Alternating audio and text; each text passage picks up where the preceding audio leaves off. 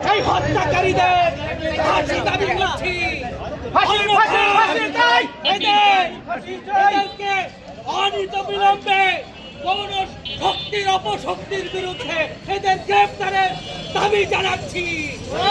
আপনারা জানেন বাংলাদেশ সরকার জনতার নেতা তারেক রহমানের নির্দেশ এদেশে কোনো অন্যায় অবিচার হবে না। আপনারা জানেন এই বিএনপি পরিবারের রিখাত মাসুদ রানা হত্যার উদ্দেশ্যে যে হামলা হয়েছে, আমরা সদরপুর উপজেলা বিএনপি পরিবার তথা আপামর জনসাধারণ এই হত্যার তীব্র নিন্দা প্রতিবাদ জানিয়ে আমি আমার সংক্ষিপ্ত বক্তব্য শেষ করছি। ধন্যবাদ সকলকে। আগে